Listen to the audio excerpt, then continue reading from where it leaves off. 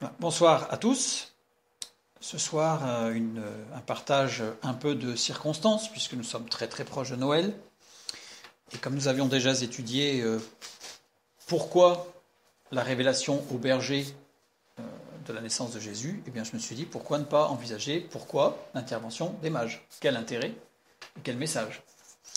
Donc c'est ce que nous allons voir ce soir. Alors, ça va être un peu difficile à certains moments de se détacher de ce que nous avons l'habitude de penser ou d'entendre à ce sujet. Parce qu'on est dans une culture, je dirais, plus que judéo-chrétienne, on est dans une culture cette fois-ci plutôt catholique, romaine. Et donc on a souvent des images, des réflexes quant à la pensée de l'interprétation de ce que nous allons lire ce soir.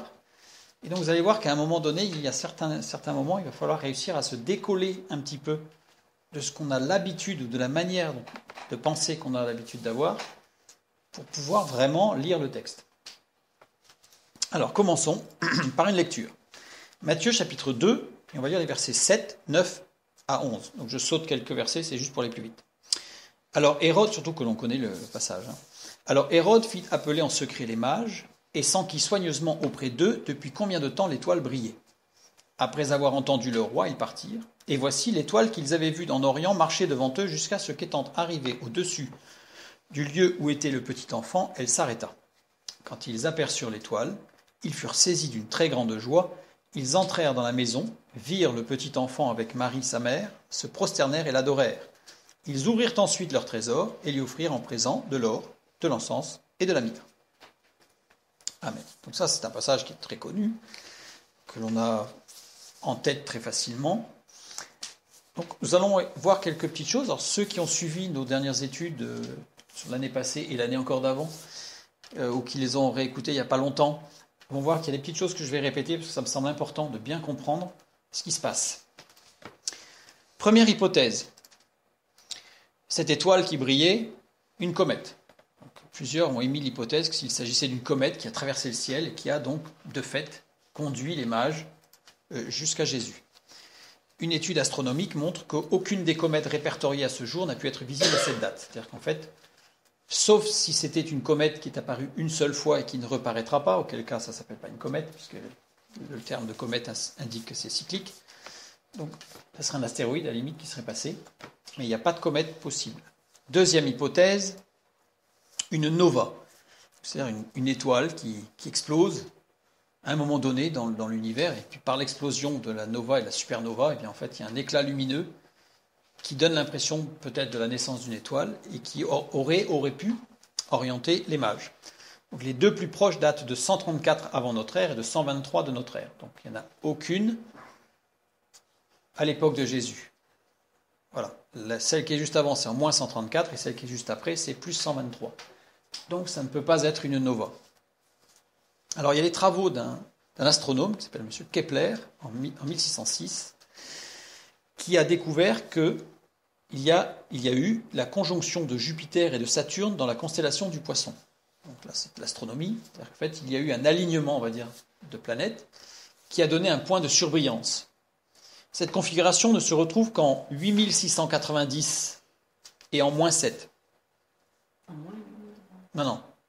En 8690, donc on n'est pas encore arrivé, on est encore pour un moment là. Et l'autre en moins 7. Voilà. À 3 reprises en l'an moins 7. Donc en fait, il y a eu cet alignement, c'est trouvé être effectif, on va dire, 3 fois en l'an moins 7. Le 12 avril de l'an moins 7, le 3 octobre, et le 4 décembre. Voilà, 3 fois. Depuis combien de temps l'étoile brillait ? On va le voir plus précisément. Puis il y a d'autres études qui le précisent vraiment avec plus de précision, qui ont été enregistrées. Mais les mages, le 12 avril, ont vu l'étoile briller et se sont dit le roi est né. C'est l'information que le Messie est né, d'où la question d'Hérode. Le 3 octobre, guidage jusqu'à Jérusalem, parce qu'ils se sont déplacés, ils venaient de l'Orient, donc ils se sont déplacés jusqu'à Jérusalem.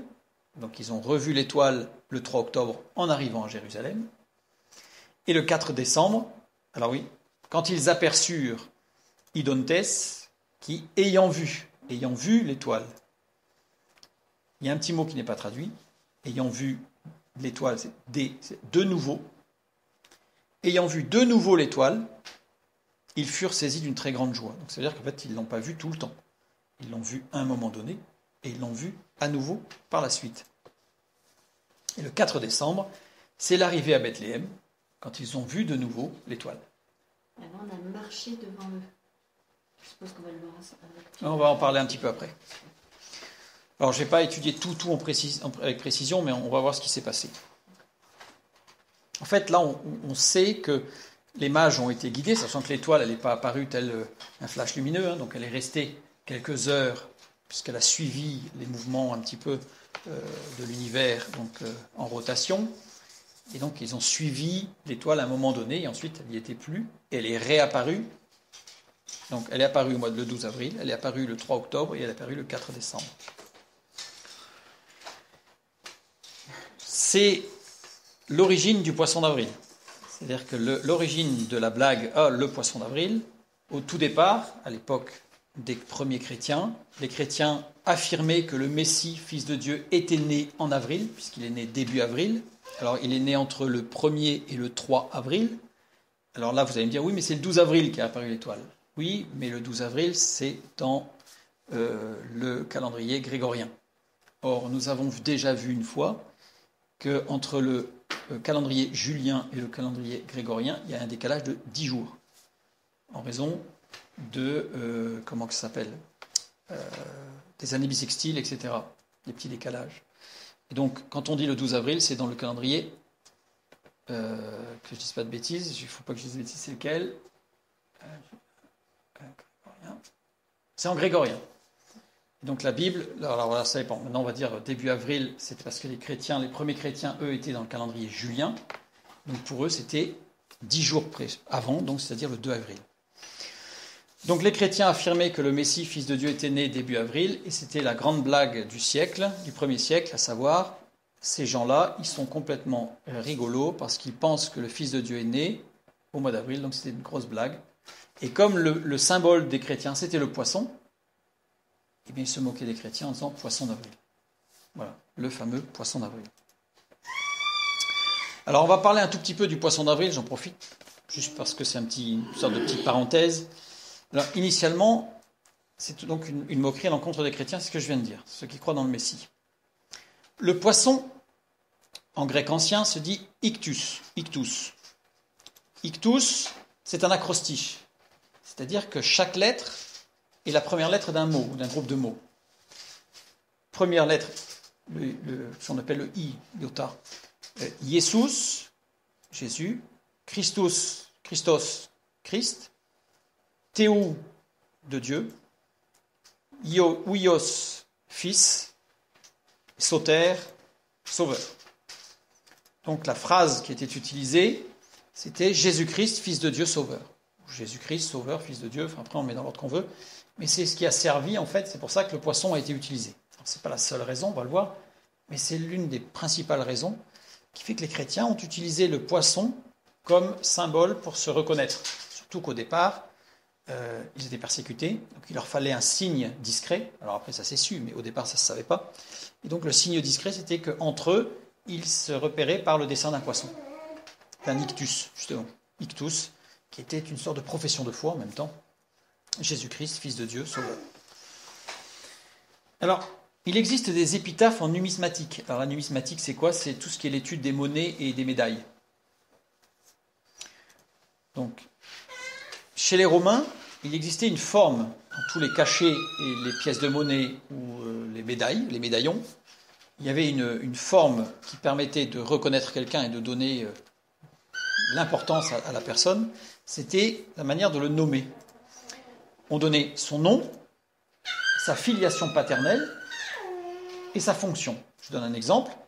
César, par exemple, on a des cachets de César qui sont signés César, fils du divin Vespasien Domitien, c'est-à-dire que le nom, la filiation paternelle et la fonction consul pour la 7e fois. Donc on a des sceaux comme ça, qui étaient à l'honneur, à la gloire d'une personne. Si je reprends l'acrostiche de ictus, j'obtiens en fait le même principe. Jésus-Christ, Fils de Dieu, Sauveur. Donc c'est la raison pour laquelle, une fois de plus, les chrétiens ont utilisé le ictus. Non seulement c'était ce qu'on appelle un acrostiche, mais en plus ça reprenait la structure de l'époque de la reconnaissance de quelqu'un de très important, puisqu'il avait un cachet qui pouvait être signé de cette manière-là. Alors on a retrouvé des bagues et des sceaux avec cette épitaphe, je dirais, ici par exemple, une agate gravée et bandée, c'est-à-dire qu'elle n'est pas montée sur or, hein. Donc elle a été gravée, voilà, ou une bague, pierre de jaspe rouge, gravée et montée sur un anneau en argent. Donc voilà, on en a quelques-unes, comme ça on n'en a pas énormément, mais on en a quelques-unes. Et donc ici on a particulièrement cette phrase de Jésus-Christ. Donc là on n'a pas le ictus, hein, mais on a de Jésus-Christ. Le cas génitif laisse à penser que le porteur de l'anneau était un serviteur de Jésus-Christ. Donc en fait c'était sa profession de foi qu'il avait sur sa bague, écrit en tout petit. C'était pour vous montrer ce que ça donnait. Ça c'est toujours sur le poisson. Les premiers chrétiens persécutés par les autorités romaines l'utilisaient comme code secret pour se reconnaître entre eux. C'est-à-dire qu'ils dessinaient, vous avez peut-être déjà vu ça dans certains films ou dans certaines gravures, des chrétiens qui, discrètement, quand ils se rencontrent au sol avec les pieds ou avec un bâton, ils dessinent un petit poisson, puis ils l'effacent, et l'autre, s'il dessine un petit poisson et il l'efface, ça veut dire que les deux sont chrétiens, donc ils peuvent se faire confiance et se joindre à une réunion de prière, par exemple. Ça, c'était lors du 1er siècle. Utilisé avec d'autres symboles. Alors, il y a d'autres symboles. Souvent, on connaît le ictus, parce qu'on l'a sur notre voiture, parce qu'on l'a déjà vu. Même si certains, maintenant, l'ont, mais ils ne savent même plus ce que ça veut dire. Mais il y a d'autres symboles. Alors, un autre qui est très connu, qui était très utilisé à l'époque, moins que le poisson, moins que le ictus, mais qui était très utilisé, c'est ce qu'on appelle le carré magique. Le carré magique, avec en particulier un palindrome, le sator arepo tenet opera rotas. Pourquoi ? Parce que c'est un carré dans lequel on a toutes les lettres. On peut le lire de bas en haut, de droite à gauche, dans tous les sens.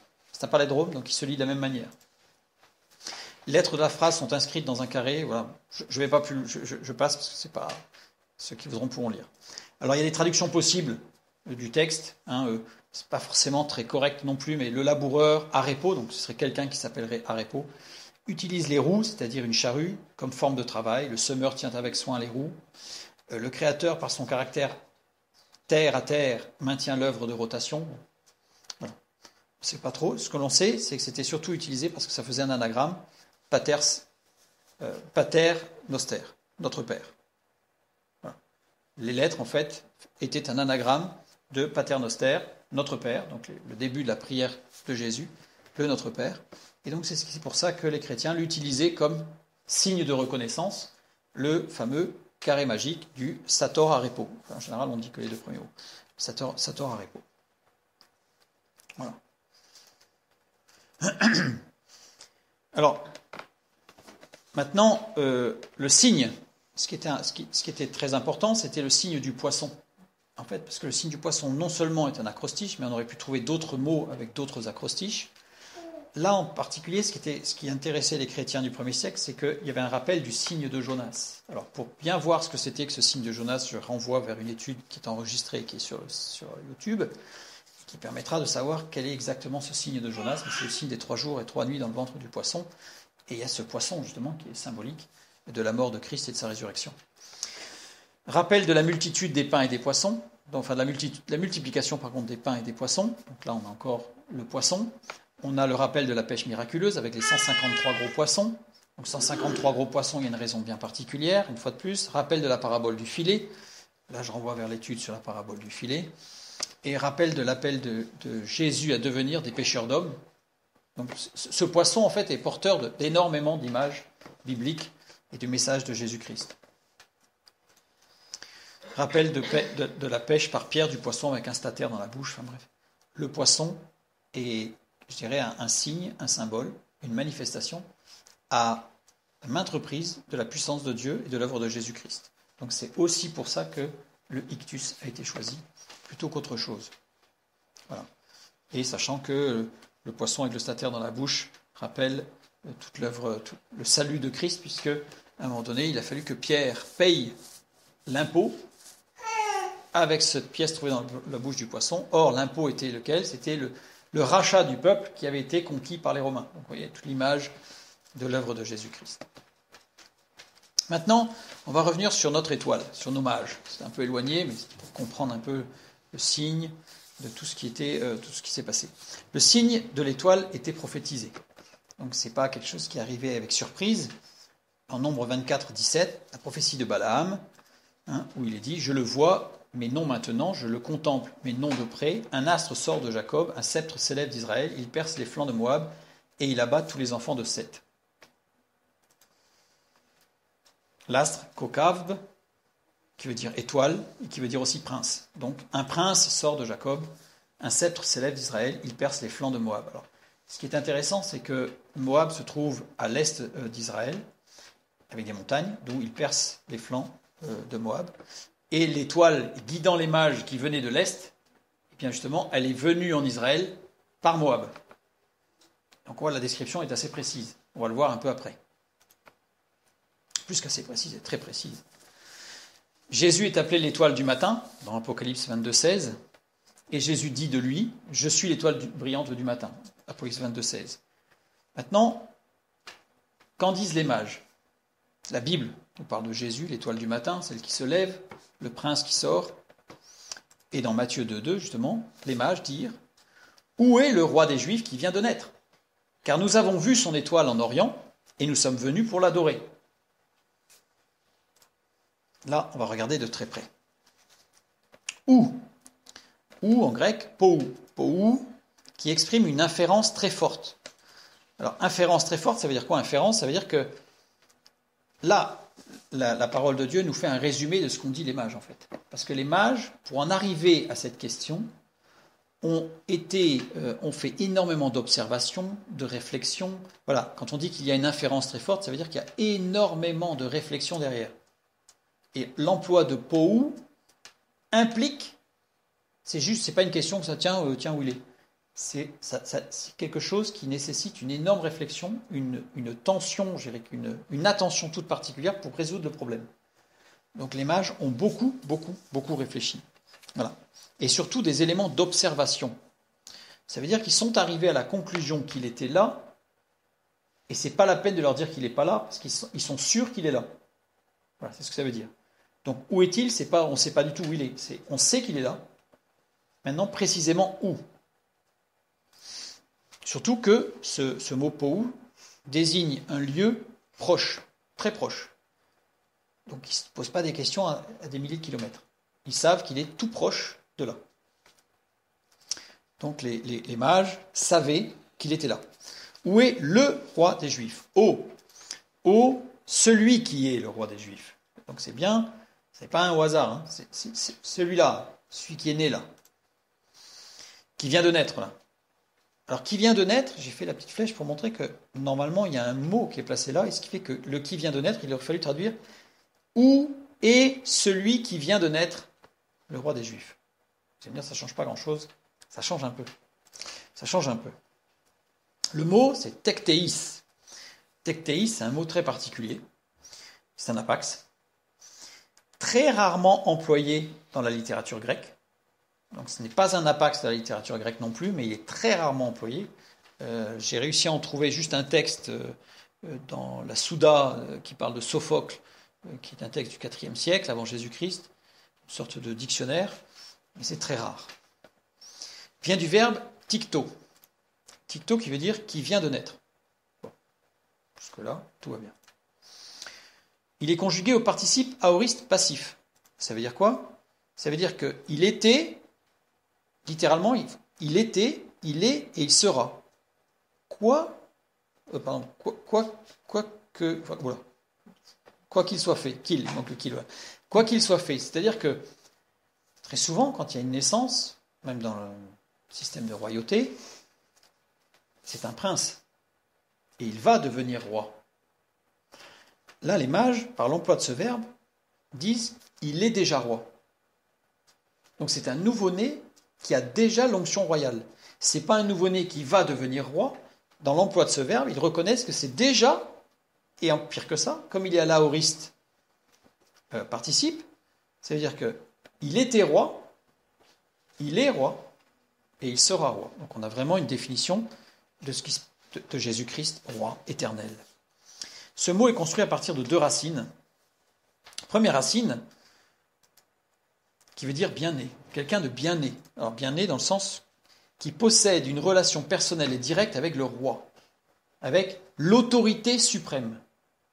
Donc l'emploi de ce verbe, c'est pour ça que je vous dis, dans l'Antiquité grecque, c'est un verbe qui a été très rarement employé, puisqu'il ne pouvait être employé que par quelqu'un qui avait une ascendance divine. Donc il a été employé quelquefois pour encenser quelques philosophes, qui étaient considérés comme étant presque des dieux, de par leur intelligence et leur savoir parler. Mais c'est pour ça que c'est très rare. Et donc, les mages, en employant ce verbe, disent à Pilate, où est celui qui vient de naître, qui était roi, donc c'est-à-dire qu'en fait il était roi avant de naître, qui est roi et qui sera roi. Donc les mages, c'est ce qu'ils disent à Pilate. À Hérode, pardon. Oh. Merci. Non, je suis tellement concentré sur mon truc. À Hérode, merci. Pilate, c'est à la fin. C'est pas la même. Donc à Hérode, merci. Donc, ils lui disent, cet enfant, non seulement il était et il sera, mais en plus, il a une relation personnelle et directe avec le roi. Et on va voir quel est le roi. Et la deuxième racine du mot tektéis, c'est une racine indo-européenne, donc que l'on retrouve quasiment dans toutes les langues indo-européennes, tek, qui veut dire produire. Ça veut dire qu'ils sous-entendent que cet enfant va produire une relation personnelle avec le roi. Là, ils sont en train de prophétiser sur l'œuvre de Jésus-Christ, sur qui est Christ et ce qu'il fera. On va voir tout au long d'ailleurs que les mages, ce soir j'ai du mal, que les mages prophétisent. En fait, leur intervention est une prophétie complète de l'œuvre du roi, des rois, Jésus-Christ. Donc, en employant ce mot, il désigne quelqu'un qui possède une relation personnelle et directe avec le roi et qui permettra d'avoir une relation personnelle et directe avec le roi.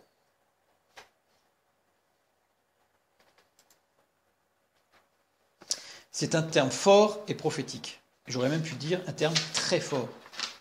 Vous comprenez pourquoi, dans la littérature grecque antique, il est très très rarement employé, sous cette forme. Je dirais, tikto est employé, mais tektéis, très rarement. Très rarement. En plus, si on lit bien, on a la racine ici, et on a la racine du théos, du Dieu. C'est vraiment en relation avec Dieu. Du coup, on va comprendre le verset d'après, la réaction d'Hérode. Hérode qui, ayant appris cela, fut troublé et tout Jérusalem avec lui. Parce que les mages viennent d'annoncer là une parole extraordinaire, puisque ce n'est pas le roi des Juifs qui est né. C'est celui qui a une relation personnelle avec le grand roi et qui permettra d'avoir une relation avec le grand roi. Donc là, c'est clair que tout Jérusalem est ébranlé. Et Hérode, lui, qui craint pour sa place en plus, il a de quoi avoir peur. Surtout que, et si on voit le mot troublé, c'est vraiment terrorisé, à la limite de l'apoplexie. Le roi Hérode, ayant appris cela, akouo, qui veut dire percevoir le sens de ce qui a été dit. En fait, le texte biblique nous dit que Hérode, il a compris le sens de ce qui a été dit. Il n'a pas peur parce que c'est un descendant de David et que, il est né quelque part. Il a peur parce qu'il a compris le sens de ce qui a été dit. C'est ce qu'on vient de voir. Les mages, en peu de mots, ont annoncé de façon prophétique quelque chose de puissant. Troublé et taracté, qui n'est employé que 3 fois. Luc 1,12, révélation de la future naissance de Jean à Zacharie. C'est-à-dire qu'on nous dit qu'il y a un ange qui dit à Zacharie, tu vas avoir un fils, et Zacharie est troublé. C'est ce mot qui est employé là. Et la deuxième fois, c'est dans Jean 13, 21. révélation de l'action future de Judas. C'est-à-dire que Jésus est à table, et il fut troublé en son esprit de ce qu'il venait de dire, parce Judas avait décidé qu'il livrait Jésus. Et Jésus fut troublé dans son esprit. Alors ce qui est intéressant, c'est de voir que les deux autres emplois sont toujours liés à une révélation de Dieu. Ça veut dire que Hérode a vraiment bien perçu l'enjeu de ce qui se passait.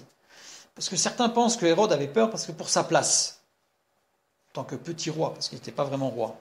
Donc en tant que petit roi, en tant que gouverneur, il avait peur pour sa place. Non, il a été beaucoup plus loin que ça. Il a bien perçu ce qui était en train de se passer. Je reprends notre texte. Donc j'ai remis en grisé là, où est le nouveau-né particulier en lien avec le roi et qui créera le lien avec le roi, pour bien montrer la force de ce que disent les mages. Ce roi maintenant, il est nommé. Où est le nouveau-né particulier? Le roi des Juifs. Le roi, c'est Basileus. Basileus en grec, celui qui est roi et qui est juge. On imagine encore pourquoi Hérode, qui était un meurtrier, qui était un roublard, comme c'est pas possible, qui a assassiné des gens pour obtenir la place, etc. Au niveau de l'histoire, on le sait.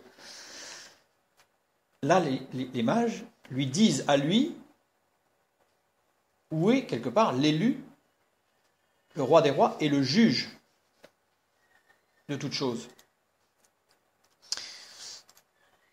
Pas un prince. Parce que normalement, ils auraient dû dire où est le prince, c'est-à-dire archégos ou archon, c'est-à-dire où est celui qui sera roi. Là, ils ont confirmé l'emploi du verbe qu'ils ont utilisé tout à l'heure, le roi. Donc, il vient de naître, c'est un nouveau-né.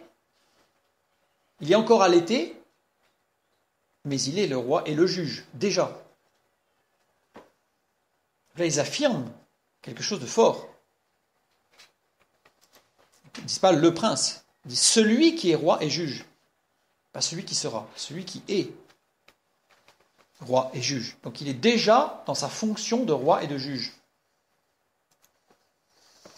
Le roi des Juifs, Ton. Ton, c'est les. Ok. Enfin, le roi, les Juifs, le roi des Juifs. Déclinaison au génitif. Ça veut dire qu'il désigne une origine. Celui qui vient des Juifs. Il est juif, bien sûr. Mais il vient des Juifs. Ça fait résonance évidemment avec d'autres paroles. Là j'ai pris une parole du Nouveau Testament, dans Jean 4, 22, mais qui fait résonance à tout l'Ancien Testament. Vous adorez ce que vous ne connaissez pas, nous adorons ce que nous connaissons, car le salut vient des Juifs. Les mages, entre guillemets, mettent le pied dans le plat sans vraiment le savoir, puisqu'ils ne sont pas des Juifs, ils viennent de l'Orient.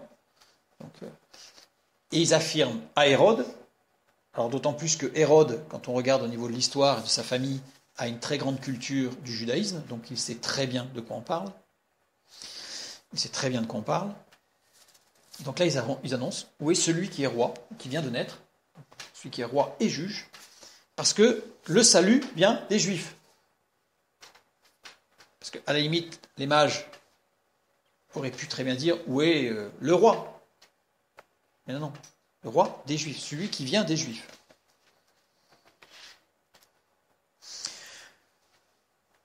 Maintenant, pour comprendre un peu la suite de la phrase, il faut savoir qui sont les mages. Donc dans Matthieu 2, au verset 1, on nous dit les mages. Les mages, un mot magos. Les magos. Magos, c'est un terme qui désigne les prêtres, les magiciens, les médiums en Orient. Tous ceux qui ont un lien avec le spirituel, le monde spirituel. Ils n'ont personne au-dessus des... Alors, ce sont des personnes qui sont au-dessus des rois, car ils représentent les dieux. Alors quand on dit au-dessus, ça veut dire qu'ils ne vont pas forcément être chefs du roi, mais le roi ne peut pas leur imposer ce qu'il veut, puisqu'ils sont directement reliés aux dieux avec un X, puisque pour les rois, ce sont les dieux. Donc en fait, ils obéissent aux dieux et ils sont oints par les dieux.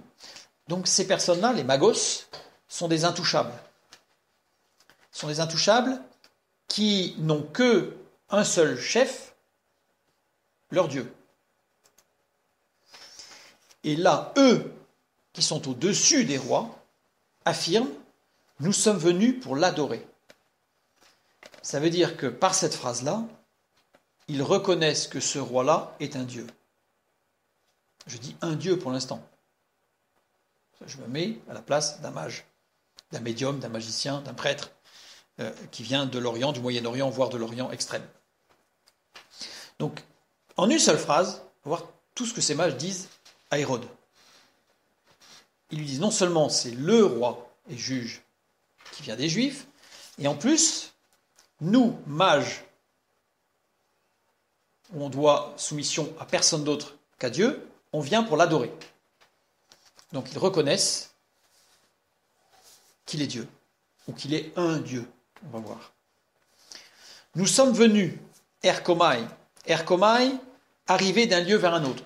Jusque-là, pas de souci. Mais ce qui est intéressant, c'est qu'il y a un jeu de mots avec erkomai. Parce qu'ils auraient pu utiliser un autre verbe qui était vraiment un mot qui signifiait simplement se déplacer d'un point à un autre. Or, celui-là, erkomai, signifie aussi arriver dans la vie. Nous arrivons dans la vie pour l'adorer. C'est-à-dire qu'en fait, il y a un lien qui est fait avec ce roi, ce juge, cet enfant nouveau-né, qui a un lien particulier avec le roi, Dieu, puisque c'est vraiment celui qui est au-dessus de tous, pour démarrer la vie. En plus, il est conjugué à l'aoriste second. Or, nous l'avons déjà rencontré, cet aoriste second. C'est une action ponctuelle, donc ils sont venus une seule fois, ils ne sont pas venus tous les ans, hein, ils sont venus une seule fois, qui n'est pas forcément présente, parce que c'est l'aoriste. Donc c'est à un moment donné, ils sont venus, ouais, ok, mais qui aura des effets dans le futur. C'est-à-dire que l'action présente va engager des choses très importantes dans le futur. On va voir ce que c'est. Et pour l'adorer, proskunezai. Proskunezai signifie s'agenouiller en signe de révérence, en soumission, ce qu'on pourrait appeler adorer, sauf que il n'y a aucune notion d'obéissance. S'ils étaient venus pour se soumettre à Dieu, à Jésus-Christ, Dieu, ils auraient employé propipto, qui veut dire la même chose, s'agenouiller en signe de révérence, en soumission, et par obéissance pour obéir.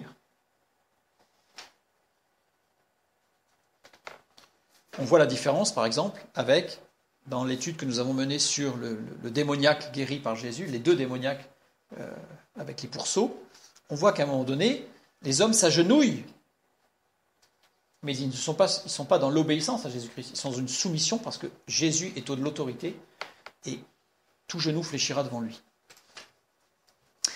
Et ce qui est intéressant, c'est que proskunezai, à nouveau, 3 occurrences dans la parole de Dieu, sous cette forme.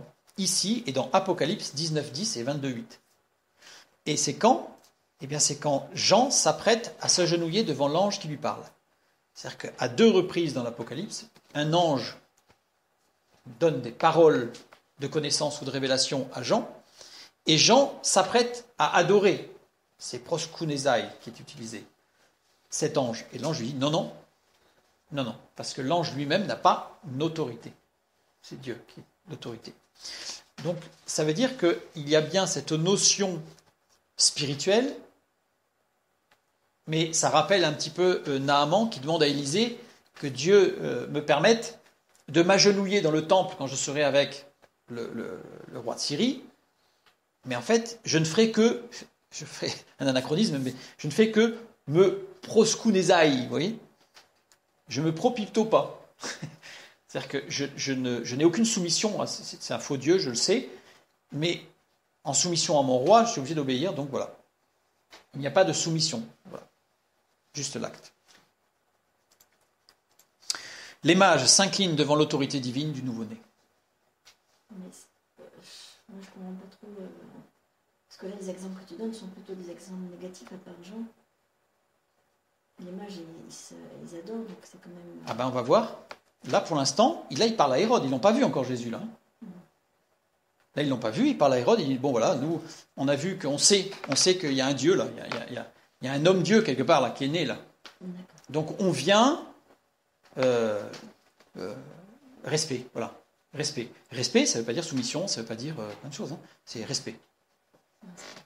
Donc, ils sont venus, là, pour accomplir un acte respectueux, peut-être religieux, mais aucun engagement de foi. Et on peut bien le comprendre, puisque venant de l'Orient, où aurait-il pu prendre la connaissance du pardon des péchés, de la sanctification, de la préparation dans les rituels juifs, puisqu'on n'est pas encore sous la grâce de l'œuvre de Jésus-Christ. Donc voilà, on voit bien qu'il y aurait eu un anachronisme là. Bien que Dieu aurait pu le révéler. Mais en tout cas là, par l'emploi de ce mot, on voit que ce sont des gens qui ne sont pas dans la soumission à Dieu, dans une obéissance à Dieu, mais qui sont dans un acte qu'ils font par... alors. Oui, alors quand je dis soumission, c'est-à-dire que c'est une autorité comme un dictateur. C'est pas parce que on vient devant un dictateur, un roi dictateur, s'agenouiller pour faire révérence, qu'on est corps et âme à ce roi dictateur. Vous voyez, voilà. On fait notre devoir, ce que notre rang nous impose.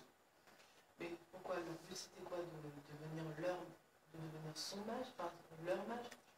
Alors on ne sait pas. C'est vrai que dans le texte là, leur but était-il qu'ils viennent pour dire bah tiens là on en a un costaud qui vient de naître. Peut-être qu'on va devenir son mage, et ça serait sympa parce qu'il a l'air vraiment puissant celui-là. On ne sait pas. On va voir un petit peu après qu'il s'est passé des choses quand même. La parole de Dieu va nous permettre de comprendre certaines choses. Et le texte nous montre que ce sont des mages. Hein, donc. Le folklore dit qu'il y en a 3, mais on ne sait pas du tout combien ça peut être. Ah, on ne sait pas combien. Ça peut être 10, 15... On sait juste qu'ils sont au moins 2. Oui. Mais dans le reste du texte aussi, ça va être important le fait qu'ils soient au moins 2. Sinon, ce n'était pas les mages, je suis d'accord. Mais ils sont plusieurs et ça va être important dans le message qu'ils apportent, dans le message prophétique qu'ils apportent. Une question. Les mages viennent de l'Orient. C'est-à-dire l'Orient, c'est l'Est. Donc ils viennent de l'Est. On voit ça dans Matthieu 1.1. Comment ont-ils pu voir l'étoile du côté de l'Orient? Parce que si je lis le texte de Matthieu 1.2, non 2.2, c'est pas Matthieu 1.1, c'est Matthieu 2.1. Matthieu 1.1, c'est la généalogie. Donc Matthieu 2.1. Dans le 2e verset du chapitre, ils disent à Hérode, nous avons vu son étoile du côté de l'Orient, du côté de l'Est. Alors, si je reprends un peu l'Eurasie, on a l'Ouest positionné ici, l'Est ici, jusque-là tout va bien. Les mages viennent de l'Orient, donc ça veut dire qu'en fait, ils viennent de cette direction-là. Donc comment est-ce qu'ils ont pu? Car nous avons vu son étoile en Orient. Comment est-ce que c'est possible? Quand ils étaient en Orient. Oui, mais ils ont vu l'étoile à l'Est. Le texte nous dit ça. Ça pourrait vouloir dire quand eux ils étaient en Orient. Avatolé. Anatolé, ça veut dire le lever. Ça veut dire aussi, par extension, l'Est. Le lever du soleil. Le soleil se lève à l'Est. Et ça, c'est vrai dans tous les pays du monde. Il se couche à l'Ouest. Non? J'ai eu peur là. Donc, par extension, c'est l'Est, l'Orient. C'est là où se lève le soleil. Car nous avons vu son étoile. Alors, en Orient, bon, N, dans, tandis que,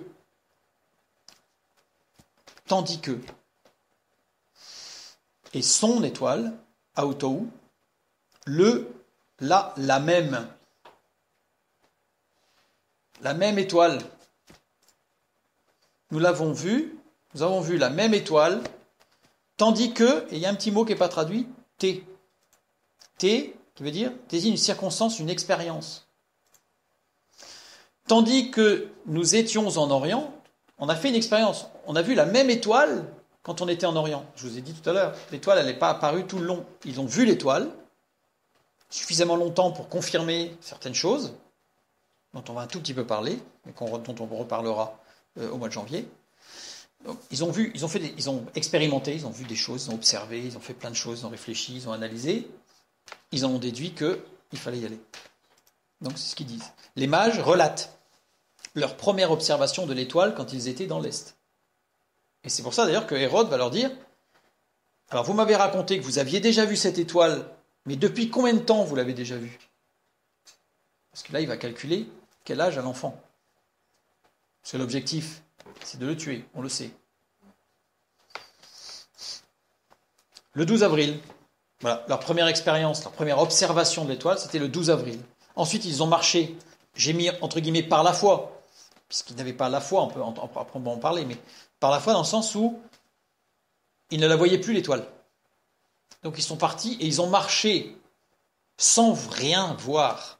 Ça, c'est un message pour nous, ça, quand on marche avec Dieu. C'est-à-dire que parfois, Dieu nous donne une parole. Et en général, on fait un pas et après il dit, Seigneur, j'aimerais une autre parole pour le deuxième pas. Alors que Dieu nous a donné une parole pour une direction. Alors on y va. Et ils ont marché jusqu'au 3 octobre. Donc, avril, mai, juin, juillet, août, septembre, octobre, 6 mois. 6 mois sans rien. Voilà, 5 mois. Avril à mai, juin, juillet, août, septembre, octobre. Non, 6 mois. En tout cas, ils ont marché plusieurs mois, on va dire. 6 mois. Dans la direction, sans rien voir. Et ils ont continué à avancer. Et ils demandent conseil. Ce qui est intéressant, c'est qu'ils revoient l'étoile. Donc, au bout de 6 mois, ils voient l'étoile, qui leur dit, hop là, on sait que c'est là. Ils ont vu l'étoile au départ, ils voient l'étoile arriver, ils disent, c'est là. Et là, ils ne cherchent pas encore dans des calculs savants à essayer de dire, l'étoile va nous dire où c'est. Ils demandent conseil. Ils demandent conseil. Donc, ils vont voir Hérode, et ils demandent conseil à Hérode. Et ils arrivent à Bethléem le 4 décembre, où on a vu tout à l'heure, en fait, que l'étoile, elle est réapparue, donc ils l'ont vue 3 fois. Ils l'ont vue 3 fois, l'étoile. Juste au-dessus de Bethléem, là où était Jésus, en arrivant à Jérusalem, je remonte dans le temps là, et en partant de chez eux. Ce qui est intéressant de voir, c'est que dans les calculs de Kepler, la conjonction de Jupiter et de Saturne, ce 12 avril là, à son lever, donc au départ de la surbrillance, on va dire, a lieu sous l'opposition du Soleil. Sous l'opposition du Soleil. Le Soleil se lève à l'est, on l'a dit tout à l'heure. Donc si le Soleil se lève à l'est et que cette étoile se lève à l'opposé du Soleil, elle est où l'étoile ? À l'ouest. L'étoile a bien été observée à l'ouest. Donc tout est précis. Il n'y a pas de quoi que ce soit qui ne soit pas clair. Le texte biblique nous montre que tout est parfait. Tout est parfait. Maintenant, les mages. Ce qui est intéressant de remarquer, c'est que les mages ne se trouvent que dans l'évangile selon Matthieu. On ne parle pas des mages ni dans Marc, ni dans Luc, ni dans Jean. Donc il n'y a que l'évangile de Matthieu qui parle des mages. Matthieu, qu'est-ce que ça veut dire Matthieu ? Alors Matthieu en grec, Mattaios. Mattaios, c'est la forme hellénisée de Mattaïa, qui elle-même est une abréviation de Matityahu. Alors certains vous disent que Mattaios, ça vient d'une racine grecque qui veut dire, je crois que c'est lutter avec Dieu ou quelque chose comme ça. En fait, c'est juste parce qu'on cherche absolument à trouver une racine, mais on sait que Matthieu, ça vient de l'hébreu, Mattaïa, qui est lui-même un diminutif de Matityahu. Et Matityahu, qu'est-ce que ça veut dire ? Ça veut dire cadeau de Dieu. Qu'est-ce qu'ils ont envoyé, les mages ? Des cadeaux à Dieu. Donc, dans ce sens, il est évident que Matthieu avait forcément remarqué quelque chose de particulier avec les mages. Ensuite, Matthieu, l'évangile de Matthieu, ce qui importe dans l'évangile de Matthieu, c'est de montrer le Messie incarné. Donc il va insister, Matthieu, sur la naissance et sur l'incarnation de Jésus. Marc, lui, va insister sur les actes de Jésus, il va insister sur Jésus qui marche parmi les hommes. Luc va insister sur l'universalité du message, il s'adresse à Théophile, donc un non-juif a priori, bien que c'était un grand souverain sacrificateur, mais qui était d'origine helléniste, donc il était grec. Et Jean, lui, va insister sur le Fils de Dieu, mystère céleste, avec Jean 1, le Logos, le mystère de Dieu, la parole de Dieu, Jésus-Christ, la parole faite chair, donc c'est un mystère de Dieu, mystère divin. Et il finit son livre avec l'enlèvement de Jésus qui monte au ciel. Donc tout ça, c'est mystérieux. C'est le mystère de Dieu. Ce qui correspond aux 4 visions que l'on retrouve dans les 4 êtres vivants tirant le char dans la vision d'Ézéchiel. Char qui est la parole de Dieu. Donc on a l'homme, c'est Matthieu, donc l'incarnation. Marc, c'est le lion. Luc, le taureau. Et Jean, l'aigle avec l'enlèvement de Christ, etc. Maintenant, pourquoi dit-on 3 mages ? On dit 3 mages, ça vient de Origène, donc au 2e siècle, 2e, 3e siècle, qui le premier fixe leur nombre à 3. C'est lui qui dit, donc, on va dire quasiment 200 ans après la naissance de Jésus, il dit les mages étaient 3. C'est le premier qui le dit. En se basant sur les 3 présents, l'or, l'encens et la myrrhe. Il dit il y avait 3 cadeaux, il y avait 3 mages. Et en établissant une relation avec les 3 personnages, Abimélec, Ahuzat et Picol, qui rendent visite à Isaac. Il dit là, il y a forcément un lien, c'est d'être prophétique. Donc, comme il y avait 3 personnages qui sont venus voir Isaac, il y a forcément 3 personnages qui sont venus voir Jésus. Bon. On ne peut pas dire que c'est pas vrai, hein. Peut-être qu'ils étaient 3. Peut-être, on ne sait pas. D'où viennent les noms de Gaspard, Melchior et Balthazar ? Parce que là, par contre, c'est pas dans la Bible. Dans la Bible, on sait juste qu'ils étaient plusieurs. Ces 3 noms apparaissent pour la première fois dans un manuscrit du VIe siècle intitulé Excerpta Latina Barbari. Et ensuite dans l'évangile arménien de l'enfance, qui apparaît aussi au VIe siècle, qui les nomme Balthazar, Melkon ou Melchior et Gaspard. Donc ça apparaît au VIe siècle, les 3 noms. Tradition voulant faire référence à 3 textes bibliques, donc ils disent voilà, ils se réfèrent à 3 textes bibliques. Les rois de Tarsis et des îles paieront des tribus, dans le psaume 72. C'est pour ça que les catholiques, on les appelait les rois mages, en considérant que c'était des rois, parce que dans ce texte, il est écrit que les rois de Tarsis et des îles paieront les tribus. Alors, ça colle pas, parce que Tarsis, c'est l'Espagne, et l'Espagne est plutôt à l'ouest. Hein. Même avec la dérive des continents, ça reste à l'ouest. Donc, on voit que là, ça ne tient pas la route. Surtout que quand la parole de Dieu nous parle des îles, les îles, en fait, sont toujours à l'ouest d'Israël, puisqu'Israël a une côte sur la Méditerranée, et les îles, en fait, c'est toutes les îles grecques. Donc, on était à l'ouest. Or, ils viennent de l'Orient, donc de l'Est. Donc, ça ne colle pas. Ensuite, on nous dit, les rois de Séba et de Saba offriront des présents. Sauf que Séba et Saba, c'est pas vraiment à l'est, c'est au sud. Donc, ça ne colle pas non plus. Et en plus, le 3e texte, tous les rois se prosterneront devant lui, toutes les nations le serviront. Bon, c'est sûr qu'avec ce texte, on peut dire que là, c'était tout le monde, quoi. Bon, on peut voir que, la Bible nous dit qu'ils étaient des mages, et elle nous dit jamais qu'ils étaient rois, mais ils n'étaient, entre guillemets, que mages. C'était leur seule fonction. Et deuxièmement, on ne sait pas s'ils étaient 3. Troisièmement, évidemment, leurs noms nous sont totalement inconnus. Que pouvons-nous savoir de ces sages venus d'Orient ? Alors, je fais un résumé, on va en reparler plus tard, mais je fais un résumé. En Extrême-Orient, l'Extrême-Orient, le plus loin qu'on puisse aller à l'Est, c'est la Chine. Au-delà de la Chine, c'est le Pacifique. Le Japon, mais il fallait y aller à la nage quand même. C'est un peu plus compliqué. Il existe un texte fondateur chinois qui s'appelle le Yijing, parfois le Yiking. C'est le Yijing. Résumé du livre, rapidement. Avant le commencement, il n'y avait rien si ce n'est Shangdi. Shangdi, c'est le nom de Dieu. Shangdi, voilà, l'écriture chinoise. On en reparlera quand on parlera au mois de janvier de la Chine. Qui a créé lui ? Alors, ce Shangdi, Dieu. Alors, pour information, quand même, juste parce que je peux pas, c'est quand même intéressant, mais ce symbole chinois, là, cet idéogramme chinois, signifie une personne qui se révèle en 3 personnes. C'est très intéressant. Donc ce Shangdi a créé l'univers et la terre en y plaçant un jardin parfait qu'on appelle Tian. Tian en chinois c'est ceci, c'est un jardin avec 4 fleuves. Avec la poussière, Shangdi créa un homme, Hangdi, et lui a donné le souffle de la vie, et il lui donna une femme.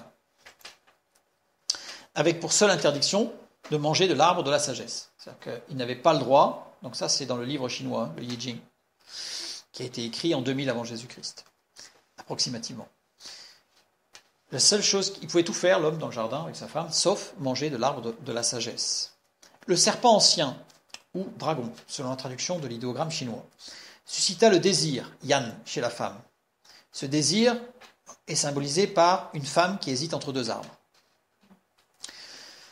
la mort entra dans le monde, et l'homme et la femme furent chassés du jardin parfait. Tout ça, c'est dans le Yi Jing. Au fur et à mesure des générations, l'homme devint de plus en plus méchant.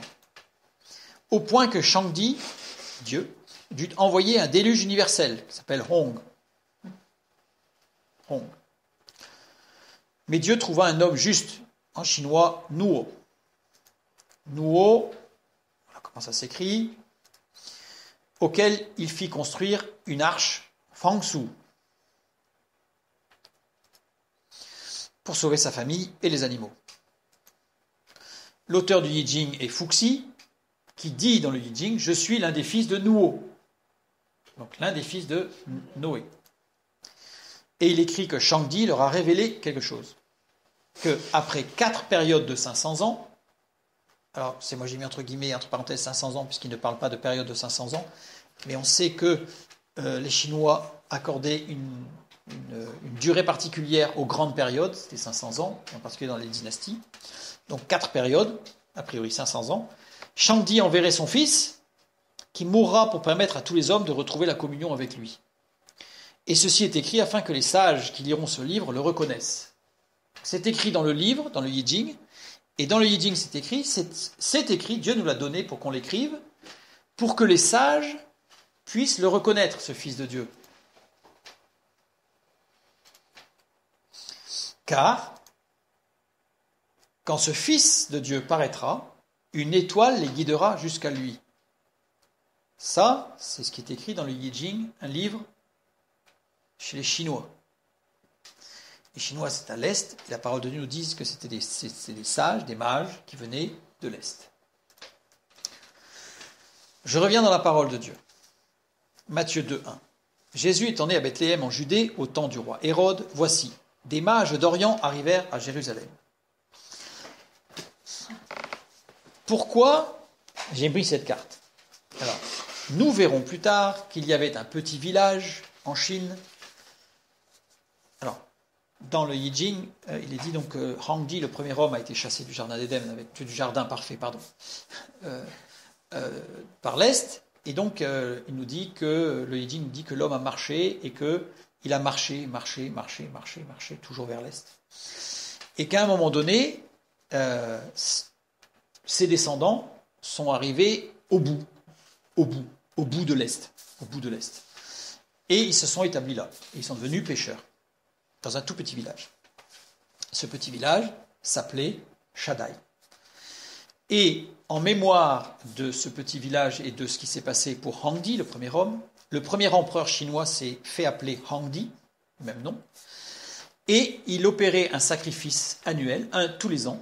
Il allait dans ce petit village de Shaddai pour accomplir un sacrifice pour le pardon des péchés de l'empereur et du peuple chinois, et il offrait un sacrifice, un agneau, jusqu'à ce que Dieu révèle la venue de son Fils.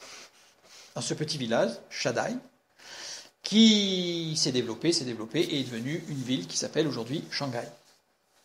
Voilà, donc c'est pour ça que j'ai mis le point de départ de cet endroit, tout à l'est. 8000 km.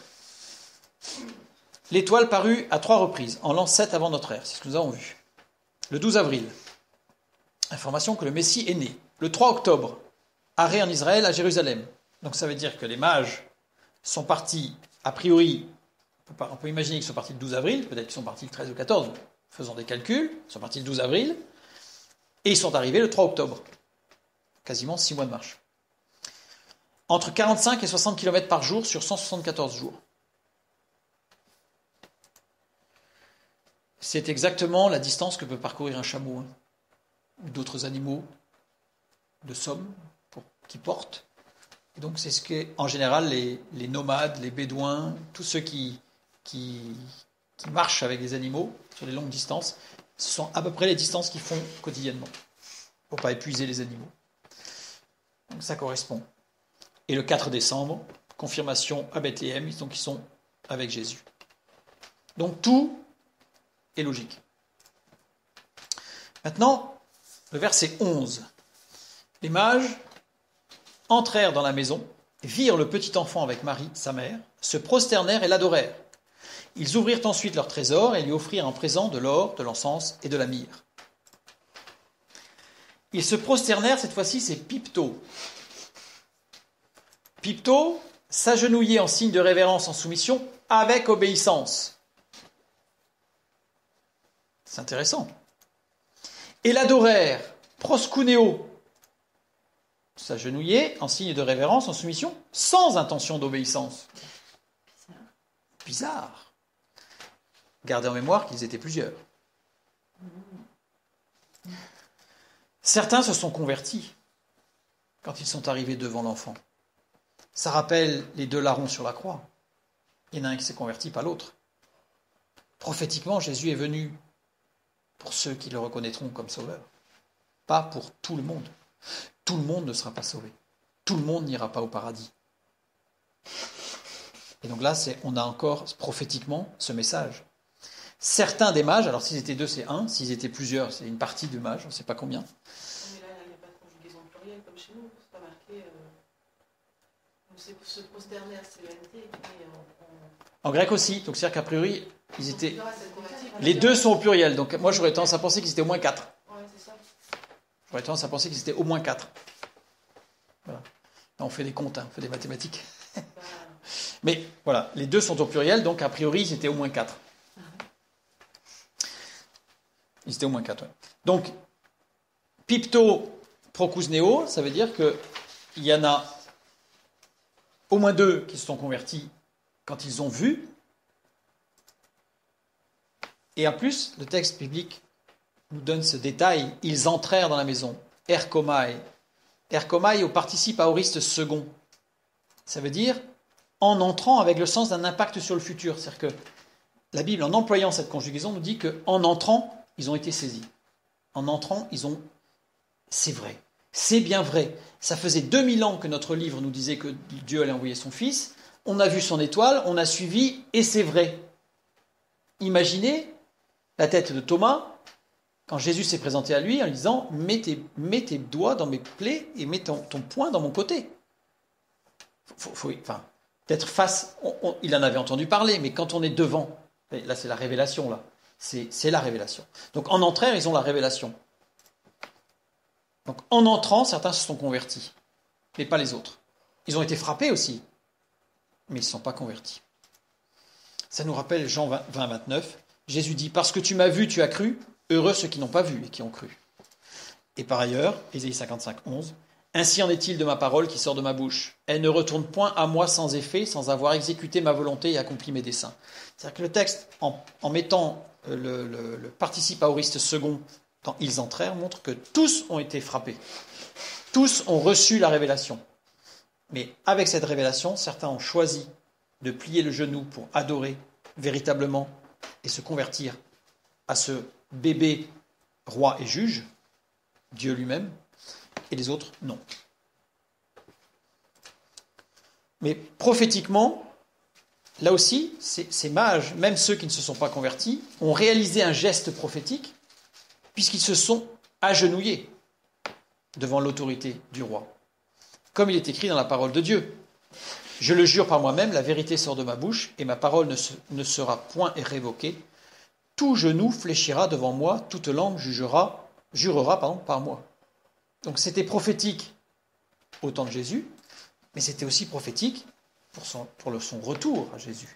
Quand il est dit dans Romains 14, 11, « Car il est écrit, je suis vivant, dit le Seigneur, tout genou fléchira devant moi, et toute langue donnera gloire à Dieu. » Là, je renvoie vers notre étude sur la gloire de Dieu pour bien comprendre ce que cela signifie en profondeur, et avec une lecture dans Philippiens 2.10 pour ceux qui le souhaitent.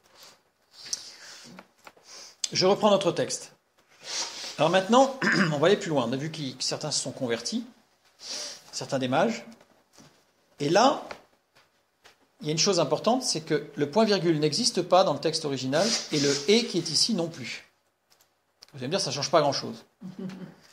Ça va changer toute la phrase. Ça va changer toute la phrase. Ils ouvrirent ensuite leur trésor. Anoixantes, ouvrir. Participe aoriste, ce qui veut dire c'est en ouvrant. Donc si je lis la phrase, se prosternèrent et l'adorèrent en ouvrant. Ce verbe est utilisé 3 fois dans la parole de Dieu, 3 occurrences. Acte 5, 23. Ouverture des portes de la prison par les gardes pour constater que Pierre n'y était plus. Et Pierre a été libéré par un ange, il est passé, la porte s'est refermée derrière lui, et quand les gardes sont revenus, la porte était fermée, mais il n'était plus dedans. Et c'est ce verbe-là qui est employé quand ils ont ouvert la porte de la prison. Et dans Acte 12, 16, ouverture des portes de la maison alors que Pierre insistait pour entrer. Pierre est sorti, prison, et les chrétiens priaient pour lui, avec une foi toute relative, puisque quand il est arrivé à la porte, tout le monde était surpris, oh c'est bizarre, c'est incroyable, il est là. C'est incroyable. C'est à peine croyable quand même. Et il n'y ouvrait pas la porte. Donc il a fallu qu'il insiste pour qu'il ouvre la porte. Et c'est ce verbe qui est utilisé quand il ouvre la porte, parce qu'il était enfermé dehors. Il ne pouvait pas rentrer. Ensuite, c'est le mot kai. Kai qui veut dire et, mais qui n'a pas forcément le sens de succession. Ça peut être simultané. Par exemple, si on dit... qu'est-ce qu'on peut dire? Il saute en l'air et il chante. Ça ne veut pas dire qu'il saute et qu'après il chante. Il saute et il chante en sautant. Vous voyez ce que je veux dire? Et bien là, c'est la même chose. Ce mot « et » ne signifie pas forcément une succession. Ça peut être en même temps. Voilà. Donc ça veut dire que se prosternèrent et l'adorèrent en ouvrant leur trésor. Et ce mot « ouverture » a une connotation très particulière puisqu'il s'agit de quelque chose qui est fermé, une sorte de prison. C'est une sorte de prison. Donc il y a un problème. Voilà. Par rapport au trésor. Leur trésor. Auton. Auton, son vrai soi. Et le fait d'employer auton, ça veut dire son vrai soi, mais pas le corps. Le vrai soi qu'on a à l'intérieur. Quand je me suis arrivé là, quand j'ai étudié pour ce soir, je me suis dit, oula, ça va aller un peu plus loin que je pensais. En ouvrant leur vrai eux-mêmes. Et du coup, je me suis dit, le mot trésor, on va le regarder de près. Parce que c'est pas possible qu'on puisse imaginer juste un coffre avec des pièces d'or et qu'on soulève. Il y a forcément quelque chose. Donc, ils entrèrent, qu'ils furent saisis. Il y a eu la révélation là, quand ils sont entrés. Certains se sont convertis, et eux, ils se sont prosternés donc, dans l'obéissance. D'autres ont plié le genou devant l'autorité de cet enfant, ce bébé, cette autorité divine de l'enfant, en ouvrant leur vrai soi, en ouvrant leur vrai eux-mêmes. Thésaurus, qui veut dire trésor, mais qui veut dire aussi les mines, qui désignent les mines du Laurion. Alors, qu'est-ce que c'est que les mines du Laurion? Les mines du Laurion sont des galeries sinueuses et profondes dans lesquelles les Athéniens envoyaient de très nombreux esclaves et qui fient la richesse de la Grèce. Donc, ce sont des mines qui sont en Grèce, qui ont été utilisées depuis des milliers d'années. En fait, on soupçonne qu'elles ont toujours été utilisées. Et très sinueuses, profondes, avec énormément d'esclaves qui étaient envoyés dans ces mines. C'était vraiment une image de richesse mais d'esclavage. Donc ce mot trésor désigne ces mines-là. Ce mot thésaurus désigne la source de la connaissance. D'ailleurs, on y retrouve la racine du thésaurus. Donc c'est la source de la connaissance. Désigne, alors je l'ai mis entre guillemets parce que c'est une expression, la pomme de Sodome. Alors, qu'est-ce que la pomme de Sodome dans l'écriture antique grecque? La pomme de Sodome, c'est un arbre, c'est le fruit d'un arbre, donc le pommier de Sodome, qui s'appelle aussi l'arbre de Satan, qui agit exactement de la même chose que le mançonnier et que l'iboga. Alors, ce sont deux arbres dont on a parlé quand on a fait l'étude de ce qui s'est passé dans le jardin d'Éden, exactement par rapport à l'arbre de la connaissance du bien et du mal. Donc je renvoie vers cette étude pour vraiment avoir vraiment le détail de ce que ça représente. Et vous comprendrez bien pourquoi il s'appelle l'arbre de Satan. Arbre, je fais un résumé là. Arbre qui perd ces arbres-là, donc le pommier de Sodome, le mançonnier ou l'iboga, sont des arbres qui permettent de revivre l'expérience au jardin d'Éden et de recevoir la connaissance par l'ouverture aux esprits.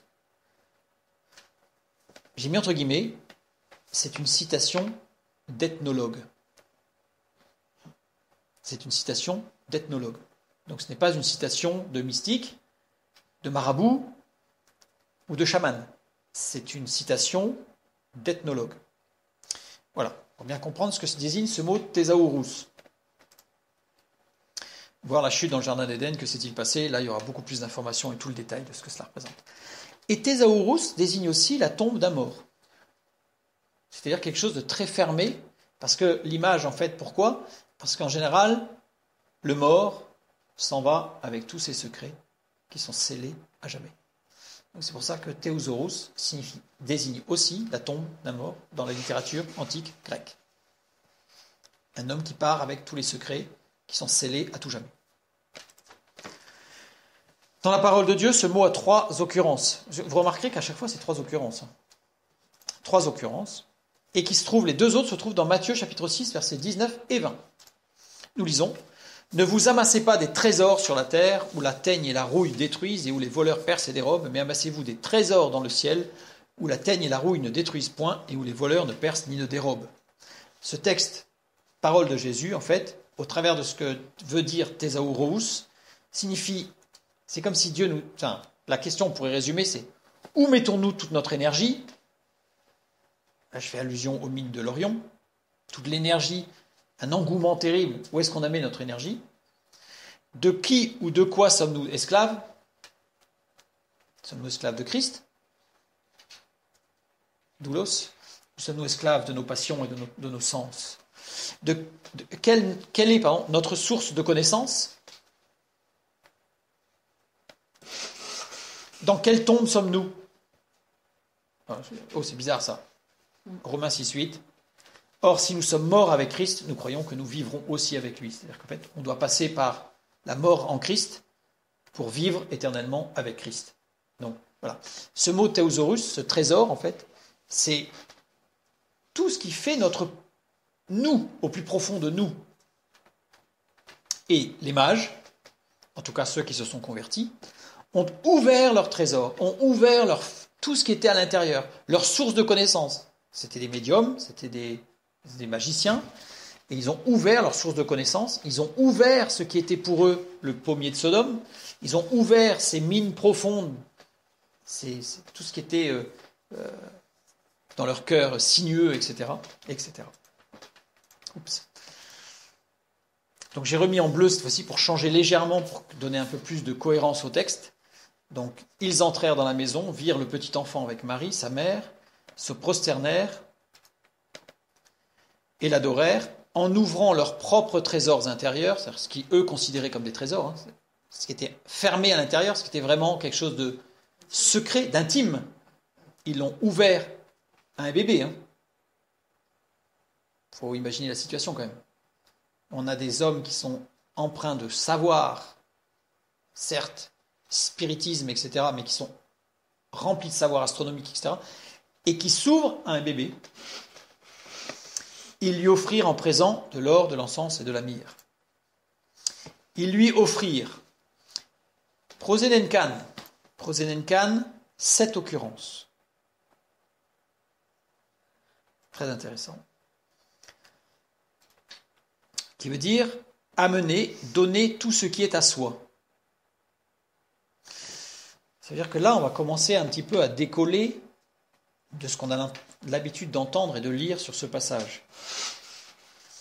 Là, les mages viennent et ils lui donnent tout ce qui est à eux. Conjugué à l'aoriste, et on va voir pourquoi. 7 occurrences. J'ai regardé les 6 autres occurrences, en me disant, s'il y en a 7 en plus 7, c'est pas anodin, donc s'il y en a 6 autres, je les ai toutes regardées. Elles concernent toujours soit des gens qui ont amené à Jésus des malades, des estropiés, des démoniaques, une faute, des paralysés, et qui ont toujours été guéris, soit ça concerne des gens qui de eux-mêmes sont allés vers Jésus pour offrir leur corps malade, souffrant, estropié, possédé, paralysé, etc. Donc ce mot désigne quelque chose qu'on apporte, quelque chose de souffrance, quelque chose de destructeur, quelque chose de limitant, physiquement, la maladie, toutes sortes de choses, la dépression, etc. Tout ça, ça a été apporté à Jésus qui a guéri. Et c'est ce verbe-là qui est utilisé quand les mages arrivent. Donc ça veut dire que ce qu'ils apportent, c'est ce qui pour eux est lourd. là, prophétiquement, une fois de plus, il donne le message « Venez à moi, vous tous qui êtes fatigués et chargés, et je vous donnerai du repos. » Donc, ce verbe « offrir » est très particulier. Alors, de fait, je me suis dit, il faut que je regarde de près ce que sont ces 3 cadeaux. L'or, l'encens et la myrrhe, c'est ce que nous allons faire. Mais avant, action prophétique, justement, cependant, ce sont nos souffrances qu'il a portées. C'est de nos douleurs qu'il s'est chargé.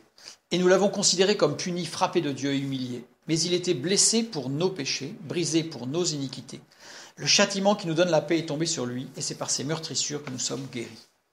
C'est une action prophétique des mages sur Jésus qui est venu pour les malades, pour les souffrants. Ils offrent en présent d'ora. Si vous prenez très souvent, si vous prenez un dictionnaire grec, ils vont vous dire, oui, non, là c'est le mot doron. Alors, c'est pas le mot doron, c'est le mot dora, qui certes a la même racine, mais dora désigne une offrande de culpabilité. Donc c'est quelque chose de particulier. Donc là, ils ne sont pas venus pour glorifier de leur richesse Jésus qui était roi. Ils sont venus tout petits, ils ont ouvert leur cœur et ils ont apporté leur souffrance. En offrande de culpabilité, ils ont offert donc l'or, l'encens et la myrrhe. Et Dora signifie aussi des talents et leurs capacités. Donc ils ont offert à Jésus leurs capacités et leurs talents, leurs dons, ce qu'ils savaient faire. C'est-à-dire, c'est un don total d'eux-mêmes. Un don total d'eux-mêmes.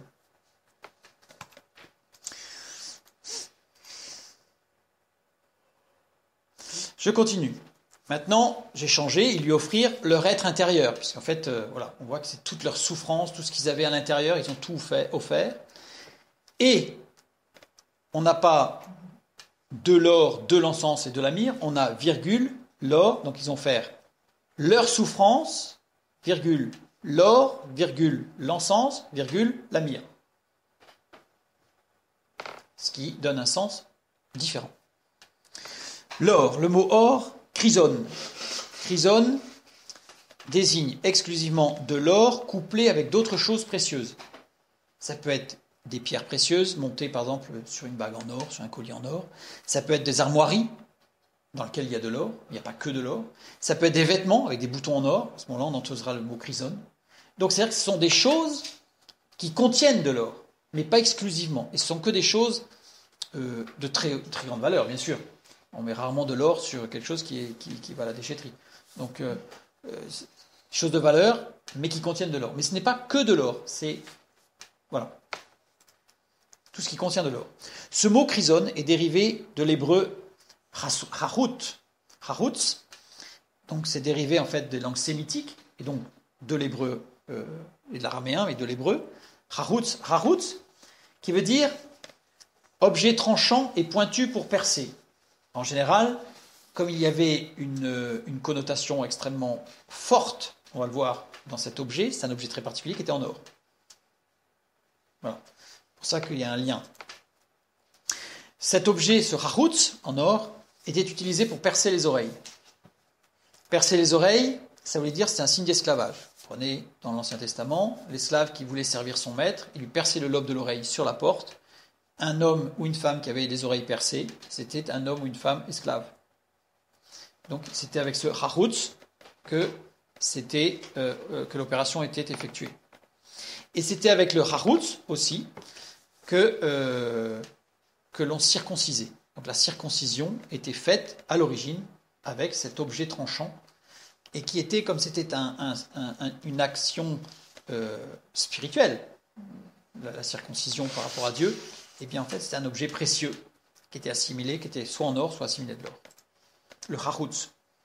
Charutz, en plus, c'est une racine sémitique, je n'ai pas tout étudié parce qu'il y a beaucoup de choses dans le charutz, de ce qui désigne la semence. Et on va comprendre, évidemment, en lien avec la circoncision, on comprend bien. Et poétiquement, dans les récits poétiques, le charutz désigne ce qui est précieux d'une façon générale. Pourquoi ? Parce qu'évidemment, la liberté, c'est ce qu'il y a de plus précieux. Or, se faire percer l'oreille, c'était accepter d'être esclave à vie. Et évidemment, la circoncision, c'était à vie aussi. Donc c'était sa propre personne qui subissait cet acte chirurgical. Donc l'or, en fait, ce mot chrysone désigne tout ce qui correspond à de la richesse physique, tout ce qui correspond à la force physique et tous les symboles d'essence. En particulier avec la circoncision, mais ça il faudrait étudier un jour, je ne sais pas si on le fera, mais la circoncision pour voir que c'est un lien avec justement la chute dans le jardin d'Éden, directement par rapport à la prédominance et à la domination des sens sur la vie. Et en fait, la circoncision avait un lien par rapport à la chute dans le jardin. Là, pour bien le comprendre, il suffit juste de regarder l'étude sur qu'est-ce qui s'est passé au jardin d'Éden, et le lien, vous le ferez assez vite, même s'il n'y aura pas tous les éléments. L'or, ici, le chrysone, donc pas l'or d'une façon générale, c'est pas le symbole de l'or dans toute la Bible, dont je parle ce soir, là. Je parle du chrysone, parce que le chrysone n'est pas employé, c'est pas ce mot qui est employé quand il est parlé d'or, de l'or. Voilà. C'est pas ce mot-là. Donc l'or ici, le chrysone, symbolise toutes nos prétentions physiques de force et de richesse. Je reprends le texte. L'encens. Libanon. Libanon, c'est l'encens. Donc Libanon, en fait, c'est un arbre résineux dans lequel se coule une sève blanche. Voilà. Bon. Mais le mot Libanon vient une fois de plus de la langue sémitique et de l'hébreu, libavno. Libavno, qui désigne quelque chose de blanc. Pourquoi ? Parce que l'encens, la sève qui sert à faire l'encens, est blanche. Voilà, c'est quelque chose de blanc, vraiment très, très blanc. Donc Libanon désigne quelque chose de blanc. Libano désigne des briques de construction en hébreu. Il y a un jeu de mots d'ailleurs avec la tour de Babel, qui c'est un brique. Désigne le four pour cuire les briques. Donc c'est tous les outils, tout ce qui sert à fabriquer, à construire, à édifier. Je reprends le mot, parce que dans sa construction il y aurait beaucoup de choses à dire, mais juste rapidement. Les deux premières lettres désignent l'eb. L'eb, c'est le cœur, le centre d'où rayonne la vie et toutes les facultés qui en dépendent. Le courage, la force, la passion, le désir, la volonté. Donc on voit bien que c'est tout ce qui est intrinsèque à l'intérieur. Vav, c'est l'homme. Et les deux dernières lettres, Nun et, désignent le guide et le repos de l'existence. Ce mot Libanon, en fait, c'est tout le travail de l'homme qui cherche à se donner suffisamment pour pouvoir être dans le repos de l'existence. J'insiste bien sur l'existence, pas le repos de la vie. Jésus a dit, je vous donne le repos, le vrai repos, celui qui vient de l'esprit. Or là, c'est tout l'inverse, c'est le repos du corps. C'est-à-dire que tout est fait il faut travailler dur pour pouvoir plus tard se reposer de son dur labeur. Et c'est le but de l'homme. Je ne suis pas en train de dire que ce but, qu'il ne faut pas travailler pour sa retraite. Je suis en train de dire que ce ne doit pas être le but de notre vie. Or, pour beaucoup d'hommes et de femmes, le but de la vie, c'est travailler pour pouvoir se reposer sur ses lauriers après. Ce n'est pas le plan de Dieu. Donc ici, cet encens, dans sa construction, le Libanon en hébreu, c'est quelque chose qui désigne ce travail acharné. L'encens est souvent le symbole de la prière. On dit souvent que l'encens, c'est la prière qui monte. Ce sont nos prières, l'encens. Regardons rapidement, parce que là, ça mériterait toute une étude rien que pour ça. L'encens brûlé dans le tabernacle était sacré, réservé exclusivement au culte de Dieu. C'est-à-dire que c'était le parfum, on voit ça dans le Lévitique, j'ai mis la référence, je crois. Exode 30, mais dans le Lévitique, on en parle aussi. Ce parfum qui était fabriqué avec des pourcentages particuliers de différents parfums, dont l'encens. Et Dieu dit, vous n'utiliserez pas, ça c'est sacré, c'est pour Dieu. Ensuite, Dieu n'acceptait pas toutes les offrandes d'encens. Il punissait ceux qui, bien que n'appartenant pas à la classe sacerdotale, en offraient présomptueusement comme s'ils étaient prêtres. Donc, c'était vraiment particulier. J'ai mis les références. Et Dieu dit ne pas aimer l'encens. Il dit cessez d'apporter de vaines offrandes. J'ai en horreur l'encens, les nouvelles lunes, les shabbats et les assemblées. Je ne puis voir le crime s'associer aux solennités. Ésaïe 1,13. Évidemment, l'encens offert par la nation juive était dans ce cas-là une offense à Dieu quand le peuple se livrait en même temps au faux culte. Et quand on regarde ce qu'est le faux culte, eh bien, c'est chercher à, chercher dans les biens matériels dans le travail, dans la construction, dans les édifications de l'homme, l'assurance d'un avenir calme, serein, assuré. Donc, tout le jeu de Libanov et de l'encens, justement. C'est-à-dire que Dieu ne veut pas, n'est pas en accord avec l'homme qui cherche à subvenir uniquement à ses besoins et qui ne voit que son intérêt et qui travaille pour lui pour pouvoir en bénéficier par la suite, qui ne travaille pas dans le plan de Dieu, qui ne se laisse pas remplir par l'esprit. L'encens symbolise nos centres d'intérêt, notre volonté, nos désirs. Notre but dans la vie, c'est quoi? C'est quoi le but de notre vie? Grande question, ça. Et maintenant, la myrrhe. Smurnan, c'est la myrrhe. La myrrhe, c'est une résine aromatique issue de la sève d'un arbre. Cette, je ne l'ai pas mis, mais elle est rouge. Elle est rouge. Alors souvent, on l'associe en disant, oui, la myrrhe, elle représente la souffrance de Christ parce qu'on parle des larmes. Parce qu'on vient écorcher l'écorce de l'arbre. Et cet arbre va pleurer cette sève rouge. Donc on dit que c'est le symbole de la souffrance de Christ.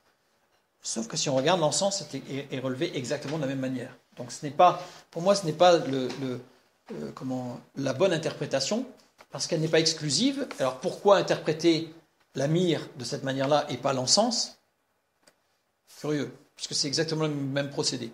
Et puis, le sirop d'érable, c'est aussi de la même manière. Donc pourquoi est-ce que le sirop d'érable ne serait pas aussi... Enfin, vous voyez, je trouve que ce n'est pas une signification qui me semble juste et vraiment fondée.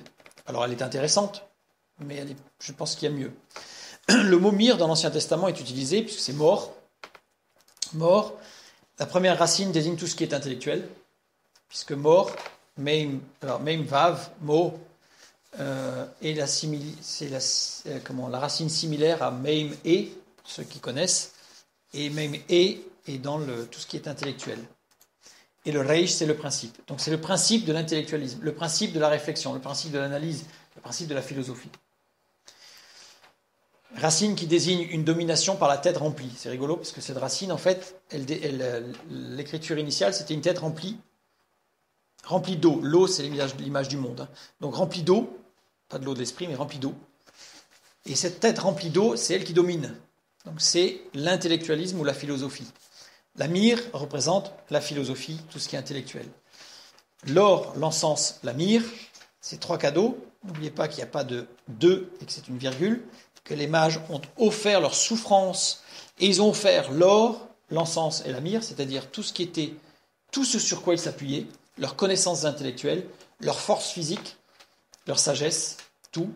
Ça rejoint ce qu'on peut lire dans Deutéronome chapitre 6 et au verset 5 qui nous dit « Tu aimeras l'Éternel ton Dieu de tout ton cœur, de toute ton âme. » Vous allez me dire « Oui, mais l'or c'est physique. » Oui, mais le mot âme c'est nefesh.